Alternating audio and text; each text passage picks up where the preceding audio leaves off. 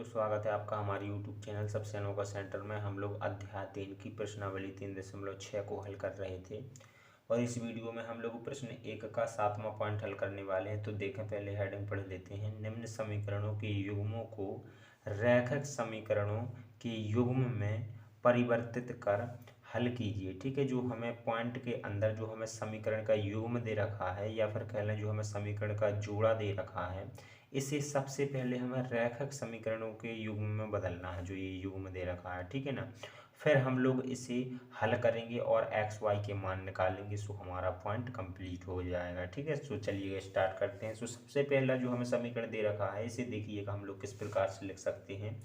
पहले समीकरण में 10/x + y है, सो इसे अपन लोग लिख सकते हैं 10 गुणा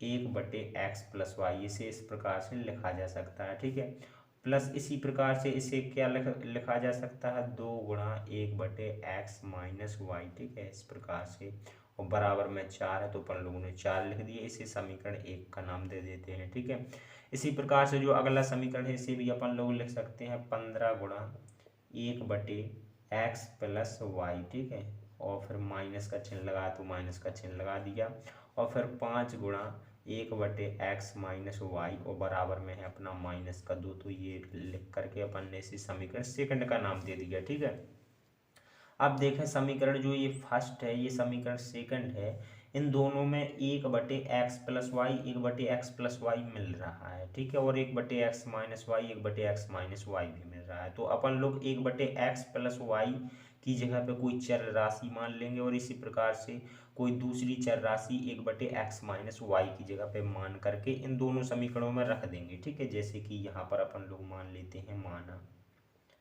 1/x + y बराबर अपन लोग कोई चर राशि कैपिटल A मान लेते हैं। ठीक है, कुछ भी मान सकते हैं अपने हिसाब से, ABCD का कोई भी अक्षर मान सकते हैं, चूंकि ABCD के अक्षर ही चर राशियां होती हैं। ठीक है, तथा 1/x - y बराबर मान लेते हैं B। ठीक है, B, कैपिटल B।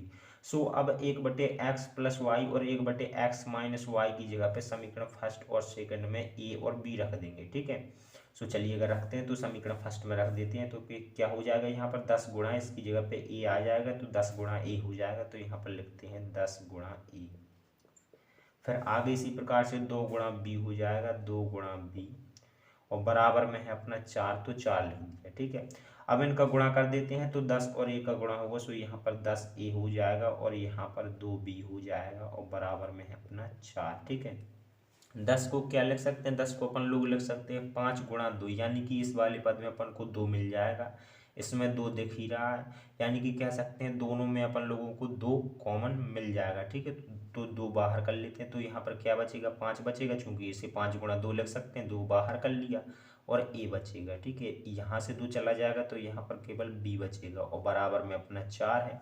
अब जो ये आगे की संख्या गुणा में है, यहाँ पर इन दोनों के बीच में गुणा होता है। ठीक है, सो ये गुणा की संख्या कहाँ चली जाएगी, दूसरी तरफ भाग में चली जाएगी। सो 5A + B बराबर हमारा निकल के आ जाएगा 4/2। ठीक है, 2 से भाग लगा देंगे तो यहाँ पर अपना आ जाएगा 5A + B बराबर आ जाएगा 2। इसे अपन लोग समीकरण 3 का नाम दे देंगे। ठीक है, अब देखें इसी प्रकार से अपन लोग समीकरण सेकंड में भी इसकी जगह पे A और इसकी जगह पे B रख देते हैं। ठीक है, सो यहाँ पर अपना क्या हो जाएगा, 15 गुणा A हो जाएगा और -5 गुणा B हो जाएगा, और बराबर में अपना है -2। ठीक है, इनका गुणा कर देते हैं तो यहाँ पर 15A हो जाएगा, यहाँ पर 5B हो जाएगा, और बराबर में -2।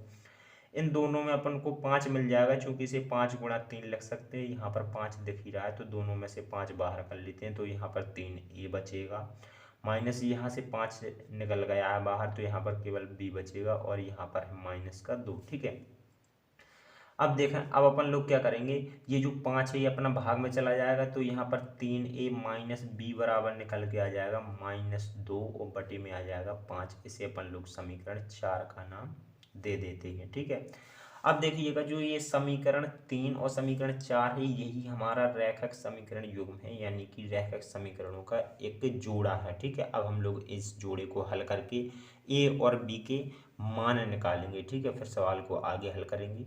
तो इस समीकरण के युग्म को अपन लोग किसी भी विधि से हल कर सकते हैं। अपन लोगों ने 3 विधियां पढ़ी हैं, प्रतिस्थापन, विलोपन और वज्र। ठीक है, तो यहाँ पर हम लोग विलोपन विधि से हल कर देते हैं। ठीक है, किसी भी विधि से हल कर सकते हैं। ठीक है, सो विलोपन विधि से हल करने के लिए या तो ये वाला पद एक जैसा होना चाहिए या बी वाला एक जैसा होना चाहिए। ठीक है, अगर नहीं है तो फिर बनाना पड़ता है, लेकिन यहाँ पर हमारा बी वाला पद एक जैसा है, यानी कि बी समीकरण 4 में भी आ रहा है और समीकरण 3 में भी आ रहा है। ठीक है, सो यहाँ पर अपन लोग हल कर देते हैं विलोपन विधि से। तो यहाँ पर लिखेंगे समीकरण 3/4 से, समीकरण 3/4 से, और दोनों समीकरणों को लिख लेंगे तो अपना समीकरण 3 है 5a + b और बराबर में 2 है।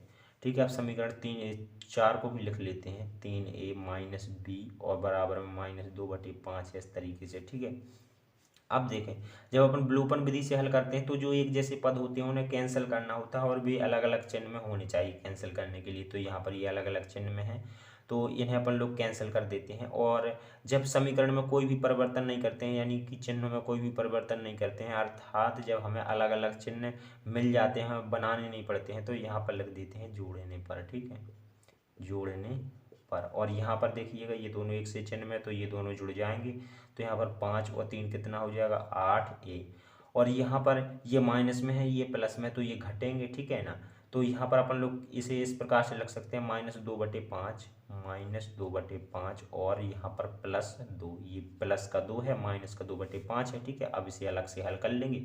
तो यहाँ पर 8a है तो 8a लिख दिया, इसके नीचे 1 लगा देंगे और इन दोनों का लासा ले लेंगे, तो लासा अपन लोगों को 5 मिल जाएगा। और यहाँ पर 5 में 5 से भाग देंगे, एक बार जाएगा, 1 का गुणा -2 में कर देंगे तो -2 आ जाएगा, प्लस का प्लस आ जाएगा। 1 का भाग 5 में 5 बार जाएगा, 5 का गुणा अपन लोगों को 2 में करना होगा, तो यहाँ पर अपना 10 बन जाएगा, इस तरीके से। ठीक है, सो 8a बराबर आ जाएगा अपना, यहाँ पर 10 में से 2 को घटा देंगे, चूंकि ये प्लस माइनस की संख्या है तो घट जाएंगी, तो 10 में से 2 को घटा देंगे तो यहाँ पर अपना 8 बचेगा, और यहाँ पर कितना अपना 5 है। ठीक है, अब जो ये 8 है ये अपना गुणा में है, इन दोनों के बीच में गुणा होता है, तो ये अपना चला जाएगा भाग में। ठीक है ना, सो देखें क्या आ जाएगा अपना, ए बराबर निकालेंगे तो ये बराबर अपना आ जाएगा 8/5 और गुणा 8, यानी कि जो ये 8 है ये अपना बटे में चला गया है, 8 की बटे में चला गया है, या फिर कह लें भाग में चला गया है ये 8। ठीक है, सो ये 8 से 8 कैंसिल हो जाएगा। ठीक है ना, और यहाँ पर 1 आ जाएगा। ठीक है, यानी कि 8 से इसमें भाग दिया तो 1 बार गया, इसमें भी भाग दिया तो 1 बार गया, यहाँ पर 1 में गुणा कर देंगे 5 से, सो 5 आ जाएगा और ऊपर 1 है, यानी कि हमें ए का मान मिल जाएगा, 1/5। ठीक है, 1/5 ए का मान मिल गया है।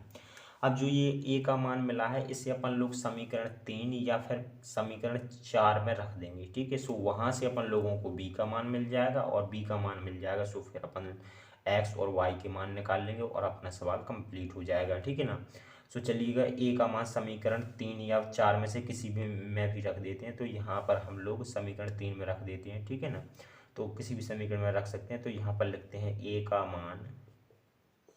मान समीकरण 3 में रखने पर, समीकरण 3 में रखने पर, तो समीकरण 3 को एक बार लिख लेते हैं। तो समीकरण 3 है अपना 5a और प्लस b बराबर में है 2। ठीक है, यहाँ पर a की जगह पे a का मान रखते हैं, a का मान है 1/5, a का मान कितना है 1/5 है, तो रख दिया, और प्लस में b बराबर में कितना है 2 है, तो ये 5 से 5 कैंसिल हो जाएगा और बचेगा 1, तो 1 + b बराबर 2, 1 को उस तरफ ले जाएंगे तो b बराबर आ जाएगा 2 - 1, यानी कि 2 में से 1 को घटा देंगे तो अपना बचेगा 1। ठीक है, तो अपना ये b का मान आ गया है। देखें, अपन a और b की मानों की सहायता से निकाल लेते हैं x और y के मान, चूंकि जो अपना सवाल था वो x और y के रूप में था। ठीक है, सो कैसे निकालेंगे देखिएगा, जहां पर अपन लोगों ने माना था 1/x + y = a, इसे काम में लेंगे और इसे काम में लेकर के अपन लोग x और y के मान निकालेंगे। तो देखें, सबसे पहले अपन लोगों ने क्या माना था, 1/x + y बराबर अपन लोगों ने a माना था, तो यहाँ पर a की जगह पे a का मान रख देते हैं। ठीक है ना, सो यहाँ पर रखते हैं 1/x + y, ये ज्यों का त्यों रख देंगे, और यहाँ पर a की जगह पे a का मान रख देंगे 1/5, तो ये अपन लोगों ने रख दिया यहाँ पर। अब अपन लोग कैंची गुणा कर देंगे, यानी कि 5 का गुणा 1 में होगा और x + y का गुणा भी 1 में होगा। ठीक है ना, सो करते हैं गुणा। सो यहाँ पर एक्स प्लस वाई का गुणा एक में होगा, सो एक्स प्लस वाई और बराबर बराबर में हो जाएगा क्या, पाँच का गुणा एक में होगा सो पाँच हो जाएगा। ठीक है, एक में होगा तो ये ज्यों का त्यों आ जाएगा और पाँच का एक में होगा सो पाँच भी ज्यों का त्यों आ जाएगा। और इसे अपन लोग समीकरण पाँच का नाम दे देंगे। ठीक है, चूंकि अपन चार तक समीकरण मान चुके थे, अब अपन लोगों ने पाँच का नाम दे दिया। ठीक है ना। अब देखिएगा आगे बढ़ते हैं, तो आगे अपन लोगों ने एक बटे एक्स माइनस वाई बराबर बी माना था, और बी का मान अपना कितना निकला है, बी का मान अपना एक निकला। तो बी की जगह पे बी का मान रख देते हैं। तो बी की जगह पे अपन लोगों ने एक रख दिया, इसके नीचे एक करेंगे और इनका भी कैंची गुणा कर देंगे। तो एक्स माइनस वाई का गुणा एक में होगा, यहाँ पर एक का गुणा एक में होगा, तो यहाँ पर गुणा होगा तो यहाँ पर एक्स माइनस वाई आ जाएगा, और इन दोनों का गुणा होगा एक का गुणा एक में तो एक आ जाएगा। इसे अपन लोग समीकरण 6 का नाम दे देंगे। ठीक है ना। अब देखें समीकरण 5 और 6 को पुनः अपन लोग विलोपन विधि से हल कर लेंगे, क्योंकि इसमें भी एक्स वाई है, इसमें भी एक्स वाई है, यानी दो दो चर राशियां दोनों में है, तो अपन लोग पुनः इसे विलोपन विधि से हल कर लेंगे। ठीक है, किसी भी विधि से हल कर सकते हैं, लेकिन अपन लोग यहाँ पर विलोपन विधि से हल कर रहे हैं। ठीक है, सो यहाँ पर लिखेंगे समीकरण 5/6 से और दोनों समीकरणों को लिख लेंगे। एक है अपना x प्लस वाई बराबर 5, ये अपना पाँचवा समीकरण है। ठीक है, और अपना छठवां समीकरण है x माइनस वाई और बराबर में एक। यहाँ पर देखिए वाई वाला पद जो है एक सा भी है और अलग अलग चिन्ह में है, यानी कि अपन लोग यहाँ पर लिख देंगे जोड़ने पर और ये दोनों कैंसिल हो जाएंगे। यहाँ पर ये एक से चिन्ह में, तो ये दोनों जुड़ जाएंगे। सो यहाँ पर 2x हो जाएगा और यहाँ पर कितना हो जाएगा, 6 हो जाएगा। ठीक है, x बराबर निकालेंगे, सो 6/2, 2 से भाग लगाएंगे, सो x बराबर आ जाएगा 3। x बराबर 3 आया है। अब ये x बराबर 3 या तो अपन समीकरण 5 में रख दें या फिर समीकरण 6 में रख दें। सो वहाँ से अपन लोगों को y का मान मिल जाएगा और अपना सवाल कंप्लीट हो जाएगा। ठीक है ना। सो चलिएगा x का मान रख देते हैं। x का मान यहाँ पर लिखते हैं, x का मान समीकरण 5 में रखने पर। ठीक है, तो समीकरण 5 को एक बार लिख लेते हैं। समीकरण 5 है एक्स प्लस वाई बराबर में है अपना 5। ठीक है, अब यहाँ पर x की जगह पे x का मान 3 रख देते हैं, प्लस वाई बराबर में अपना 5। ठीक है, अब देखें y बराबर निकालने से 5 माइनस 3 हो जाएगा और y बराबर आ जाएगा अपना 2। सो y का मान आ गया अपना 2 और x का मान 3 आया था। ठीक है, सो यहाँ पर लिख देंगे अतः x बराबर 3 और y बराबर 2 और यही हो जाएंगे अपने आंसर। ठीक है, सो इस प्रकार से अपना 7वां पॉइंट कंप्लीट होता है प्रश्न 1 का। चलिए मिलते हैं अगली वीडियो में, धन्यवाद।